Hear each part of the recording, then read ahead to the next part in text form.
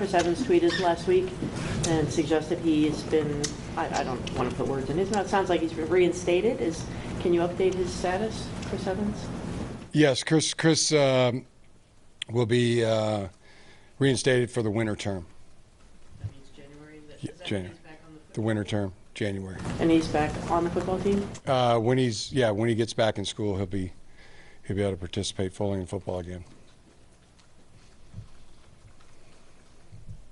Yeah, my knowledge of the situation is that he had a meeting, and productive meeting, where a scheduled meeting to see if he'd be reinstated back into school, and my understanding that he will be for the winter term,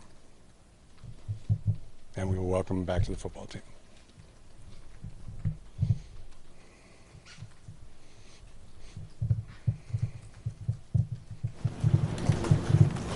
Just to follow up on that, you would be eligible to play next season for you guys? Yes.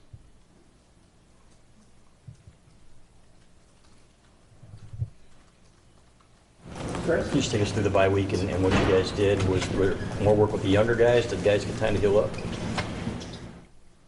Yeah, we practiced 2 days, and that was the entire team participated in those 2 practices. MSU's going through a rough time right now. They haven't won since September. They're missing some key players, but this is their Super Bowl. How do you guys not let your guard down this week? On high alert for everything. Is there anything special or specific that you tell your players during the week?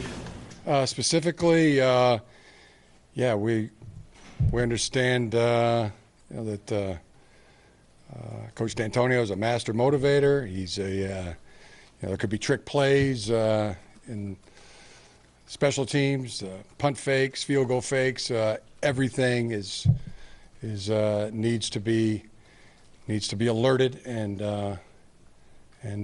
prepared and ready for. Speak on the game, on the Michigan State game Saturday. How pleased were you to see Brandon Peters have the success he had in that game? Brandon texted him and said, "Great job, congratulations on a fine game." Isaiah? When you look at MSU, what do you see from them on film so far? Well, they put up over 500 yards of offense this past week. Defense is one of the best in the country, and special teams year in and year out, is consistently good, solid, explosive, and prone to trickery as well. So everything in our preparation is going to have to be at its highest level, and we're excited to. We were excited to get started. We already got started, so we're already in the midst of our preparations. Josh Uche actually had said after the Maryland game that they had moved on already to Michigan State. Did the preparation start? Like you said, it started already a while ago, but did it start a little bit earlier than maybe some of the other games? No, right after you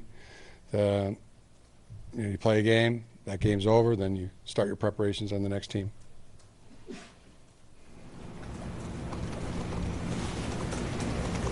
Left, Ryan? I know before the season you said there was some concern on the interior of the defensive line. I guess what's your comfort level with that position group at this point in the season? I think our defensive line is playing very well, excelling, and going through some of the players. Quiddy Pay is having an excellent season. Aiden Hutchinson is having a really great season. Carlo Kemp playing extremely well. Mike Dwumfor is ascending, and Mike Dana played a great game this past game, and he's been consistently good as well. So I feel like those the front line defensive players are doing a really good job. Do you think there's more depth there than you initially envisioned at the beginning of the year? Beginning of the year, I felt that our defensive line would be fast, would be good. I think they're exceeding expectations. On the left, Nick. Jimmy, you called Mark a master motivator a couple minutes ago. Can you expand on what you mean? Can you say? Yeah, I think he's a very good motivator. Is that based on your knowledge of the last couple of seasons, or just his whole body of work? Or Yeah, whole body of work, track record, and a fine coach. On the left there. There was a pregame incident last year. Do you expect, but then you had the game, obviously. Did you expect that to carry over this year at all? Will that be a motivating factor for your guys, do you think? That's been addressed pretty thoroughly. There's a rule that 2 hours before the game, players cannot be on the field before 2 hours. And so if there are any pregame traditions, then those take place before the 2 hour mark, when both teams at 2 hours are allowed to be on the field and share the field. And, one team cannot supersede that. So it's been addressed. On the right. With how well you guys have been playing, how do you prevent the bye week from breaking up that momentum? Just on alert. We're on alert and heightened intensity in our preparation, understanding that this is it's got to be at its highest level.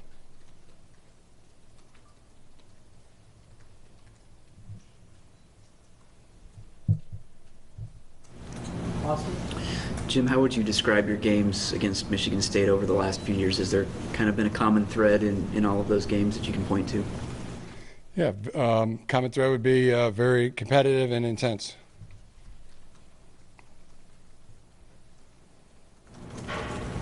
When you're talking about a team that does a lot of trick plays and such, how do you prepare for that?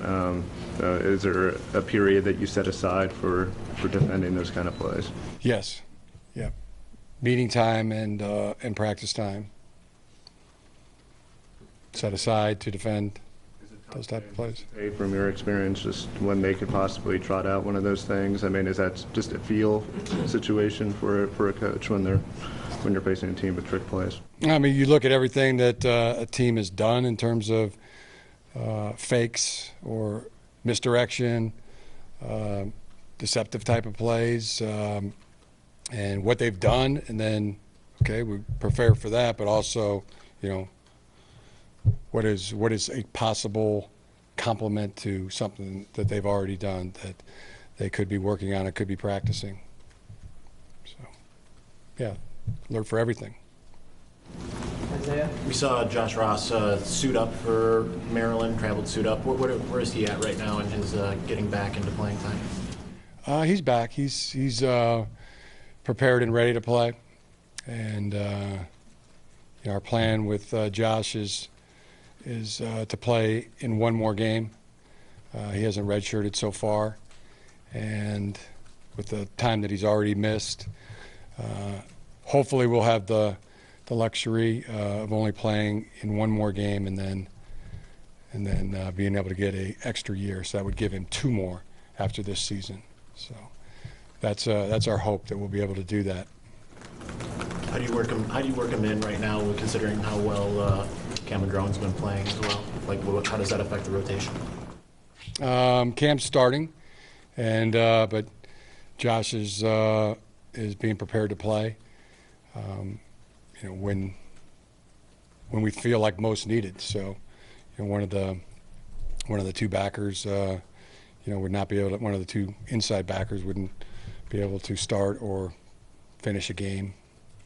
Whenever preparing him for when we need him the most, and try to get that one game to be the game that he would play in. Got time for a couple more questions. Right on the left, Nick. Jim, I feel like the being on alert for everything with Michigan State and specifically Coach Dixon has been. I feel like you've said that every year when you play them, or is that an every game thing, regardless of the point?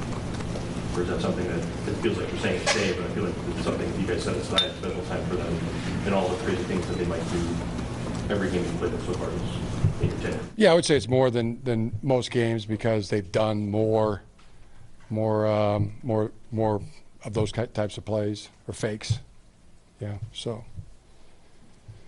out of necessity, spending more time on it than normal. Left there. It's obviously game one, it's only one game of 12, but where does the Michigan State game rank from a motivation factor for the players and coaches going into it? Most important game of the season. It's our next game, and it's a huge, big game. I think everybody would share those feelings. Last question, Austin. Do you subscribe to the theory that a desperate team can be dangerous if you're facing a team that's been struggling versus a team that's rolling? Is there any difference in that? I think that